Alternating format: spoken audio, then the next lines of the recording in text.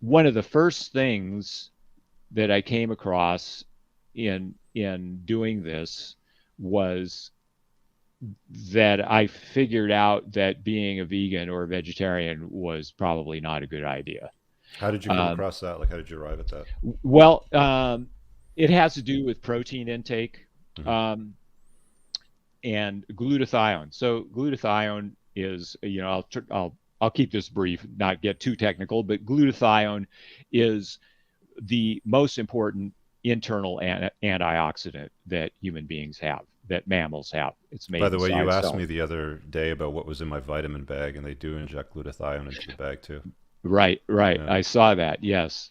Um, so what had happened in my medical odyssey was that there were of course lots of lab tests done, and nothing ever turned up abnormal, or not very abnormal anyway, Hmm. not enough to explain anything. Finally, the one doctor did a test for glutathione, and um, this is a test that's not commonly done in the lab. Like it's a special test. Only a few labs do it, Hmm. um, and it came back abnormal. And so that was kind of a revelation, because it was the first time that anything like that had come back abnormal. So I delved into looking at glutathione. Glutathione is a protein. So it's a small protein made of 3 amino acids. So where do amino acids come from? They come from protein. And so the idea being, if you don't get enough protein, or enough of the right protein, you won't be making enough glutathione. There is actually some, uh, there are studies about this, that people who don't eat meat do have lower levels of glutathione. So anyway, that was one of the first clues. And at that point, at that very moment, I was not totally convinced. The way I phrased it just now, about that, I thought that being a vegetarian or vegan was not a good idea. That was about the most I could get. Was it a bad idea? Well, I didn't know at the time, but I thought there's no harm in not doing it anymore. And at the time, I was still buying the whole saturated fat causes heart disease kind of thing. Hmm. Not that I was in any danger of heart disease at the time, but anyway, so I quit being a vegetarian, quit being a vegan, and um, felt better pretty quickly. What, Um, like within the first couple of days of eating meat, or was it within a I, week or two?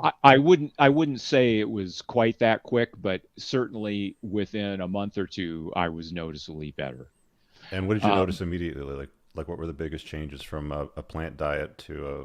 I mean, did you go right from plant to carnivore, or did you just incorporate more meat into like salads and stuff like that?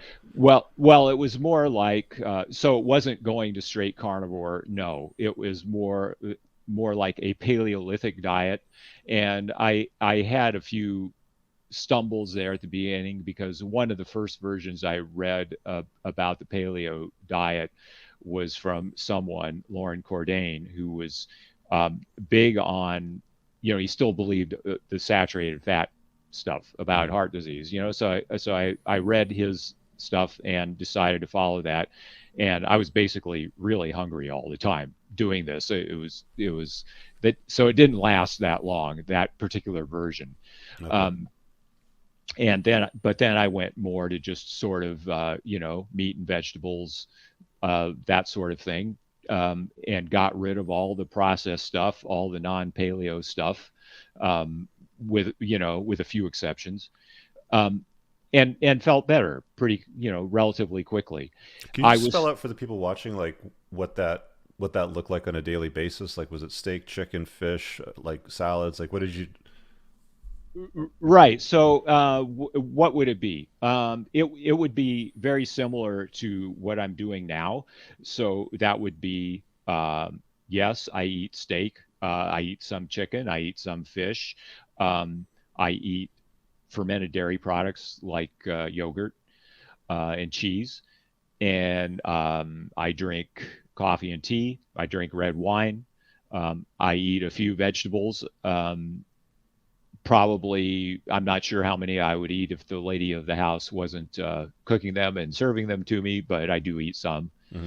Um, so that's what it looks like. Um, and so in any case, I did feel better. I was still fatigued and so on. But at one point, I thought, you know, wow, I feel, on some particular day, I've got some good energy here. And I had wanted to take up weightlifting again. Hmm. I had done it a few times in my life before. And so I had an old barbell, So you sitting did in no my apartment. resistance training on muscles at all during the whole vegan time? I did do some, Okay. yes. I would say, it wasn't the most effective way, based on what I know now, and I'm sure I wasn't getting enough protein to, support muscle growth, but I did do it. Hmm. Um, but my major focus was on running. Um, so anyway, I picked up my old barbell and started doing a few things and managed to eke out about 15 minutes of a workout, and it was exhausting. And then I rested a day, and then the day after that I did it again, and was feeling better. It felt good to do that, and after a few weeks of doing this, I realized I needed heavier weights, and so I went and joined a gym. Hmm. It's something I'd never done before, and just kept at it. And eventually, the first year I did that, I put on 25 to 30 pounds of muscle. It was very rapid That's quite progress. substantial. It is substantial. I came from Are you a tall shall we guy or say do you have a shorter frame? average. Okay. Right, right. That's still quite a lot of muscle, especially for a guy that's like well into his like middle ages of his life, right? Uh, sure it is. I came from I was very thin to begin with, right? Hmm. So a lot of that was just Like working out hard and eating. the picture you have here on your Twitter banner at 53, like that to me looks like a standard vegan runner, Exactly, and right? that's what I was. Okay. Yes, right. Although by that time I wasn't able to run because of my fatigue. But yes, so that photo you just showed, that is the base of that's where I started in my weightlifting.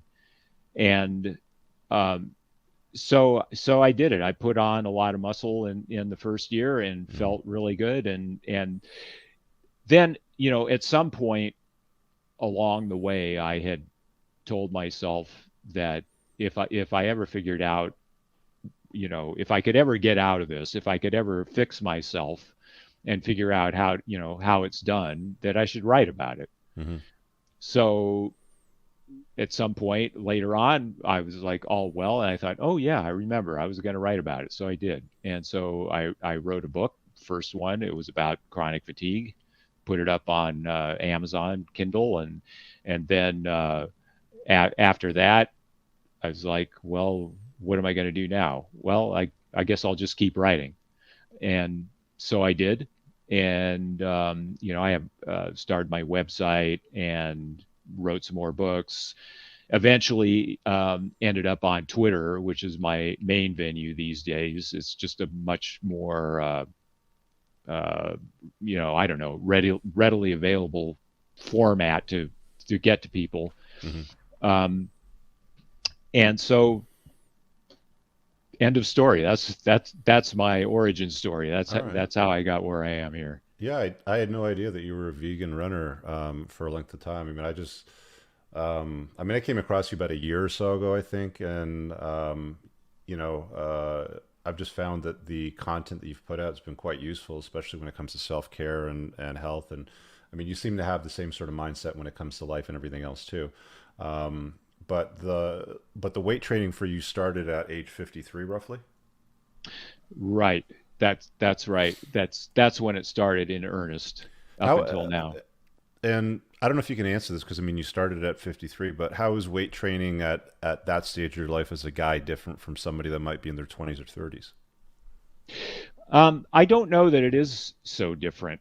Um, there are a lot of myths around age and exercise, like especially weight training, that it's harder to build muscle past a certain age, past the age of 50. I've even seen people say, "Oh, after 40, you can't do it," and this is not true at all. Hmm.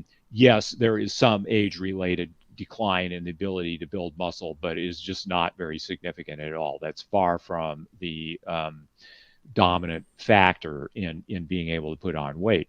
You just you work out at its most basic level is you work out hard and you eat right and you put on muscle. That's how it works. So um, older men do have um,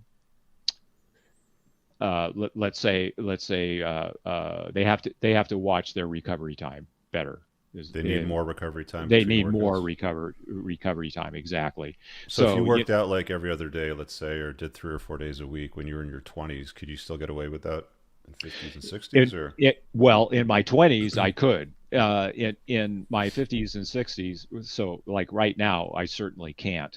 And the thing is, what I want to make clear is I don't recommend that anybody do that sort of 4 or 5 days a week in the gym working for Too much? yeah, I believe it's too much. Hmm. And and so yeah, so but younger guys can get away with that more. I believe in basically minimal effective dose of exercise. That's going to be the most effective for you. So this my view on this, as far as how often you should train, is partly borne out by experience, because I have spent a lot of time um, feeling not so great in terms of energy levels because Hmm. I was working out too much. I see this in my clients quite often, where this is especially true of high performing men. They want to exercise. They want to be healthy and fit, and tend to go at it a lot. So there are guys out there that are going hard at it every day, Hmm. and they feel tired all the time, and they don't know why. And usually when I find out about their exercise regimen, that's the first thing to look at. Um, if they're going to going to CrossFit 4 times a week or something like that, it's just a whole lot of exercise. The the amount of exercise that and I'm going off on a tangent here, so feel free to reel me back No, I'm in or listening, man. I'm, whatever. hey, school me. Yeah. Okay, Go ahead. so the amount of exercise that is conducive to health and fitness, um, the optimum amount of exercise is surprisingly low. There have been some studies, for example, where they looked at runners, joggers, and looked at them in terms of mortality rates. And they found that the people who were doing something on the order of running like a couple of miles at a time, 2 to 3 days a week, had the lowest mortality levels compared to people who did no exercise. And then when people did more than that, there was either no effect or a detrimental effect. Similar thing has been found in weightlifting, where people who did, I think it was a couple of sessions a week, had lower mortality rates, but they found that the people who were doing 4 to 5 sessions a week basically the mortality was flat. It's just as if they weren't exercising at all. Mm-hmm. Um, and certainly, so this does get tricky because you're looking at populations of people. There's all kinds of factors involved. Um, but certainly it's my view that when you get up into things like distance running, for example, marathon running, you're certainly getting into a level of exercise that is not beneficial to health, and is detrimental to health. So there have been studies where they looked at Mm-hmm. heart problems in marathon runners. So men who had been running long distance all their lives, and found that they had this fibrosis in their hearts, and so there's a lot of evidence that that too much exercise is not good for you. What that level of too much exercise is, can be a little hard to determine. Um, but in terms of the way someone feels, and in their day-to-day life, certainly it is definitely possible to exercise too much, and a lot of people are doing it. Yeah, I think your body like knows how to tell you when you're going too hard on it. Like I remember this friend's cottage that I went to a few years ago before all this COVID stuff went down. And he goes, "Yeah, bring your mountain bike up. There's some good trails up here." And I don't mountain bike that often, but I got a nice bike, so I figured, all right, let's go do it. And he took me out on, it was like a 2.5 hour ride through very hilly terrain. And I got out of the thing with my heart just pounding like crazy. And I was like, this can't be good. Like, this is ridiculous. Like, I'm exhausted. Like my heart's going a million miles an hour. Yeah, it was kind of fun, but it was more like torture. Right. And I thought the Right, same thing, right. before when I would run, because my dad used to run, and when I was younger, I'd go out with him. It's like, you do a few miles and I'm like, this can't be good. This is getting silly. Right, right. This chronic endurance exercise just seems to be something that well, at least it's not optimal. There's been a lot of interesting work done in the last couple of decades about high intensity interval training.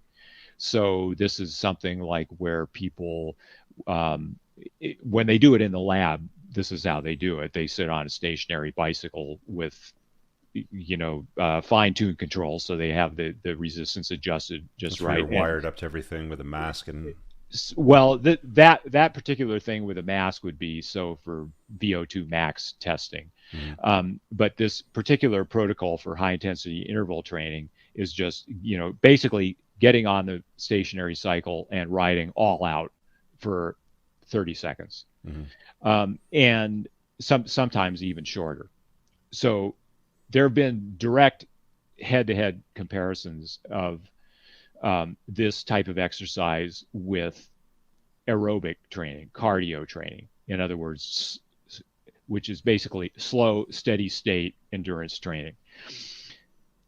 It turns out that people, so they get these guys into the gym or training center, and they do this high intensity interval training, or more specifically, they call it sprint interval training, which when they do it on the bicycle, on the stationary cycle. And they do this one particular one where they did 15-second all out bouts on the cycle, interspersed with a few minutes in between at low intensity cycling, and then they do it again. So they did a total of 4 of these 15-second intervals. So a total of 1 minute of intense exercise, not including, of course, warm up, cool down, and the low intensity in between. Mhm. Do that 3 times a week. Then they compared it to people who were running on a treadmill for 45 minutes, also 3 days a week. And the same physiological changes were seen in both groups. So the 1 minute of exercise 3 times a week did the same things in terms of increasing fitness as spending all that time on the treadmill running. So intensity of exercise really matters a lot. It's a very important factor. If you get the intensity right, the volume and frequency of exercise can go way down. So that's how I look at it, and that's how I look at my weight training as well. Yeah. So your That personal strategy is 1 rep max, no, not 1 rep max. It's going to or momentary muscular failure. so it's failure, but one set, One set, one exactly, set to failure, right? So if you're doing chin ups, you'll do as many chin ups as you can do until you can't pull yourself up. exactly, Push ups, you'll right, keep pushing up until you can't push up again, right? exactly, Got it. exactly right. Okay. Um, yeah, so that this is a very different method of training. It's been espoused by some prominent people, but it certainly differs a lot from what the majority of people are doing in the gym. Some Hmm. of these prominent people, like Mike Metzer, Arthur Jones, um, um, Casey Viator, some others too, advocate this method. And Drew Bay on Twitter Hmm. also advocates this. Um, and it involves intense exercise, but it's much less frequent and lower volume. Mm.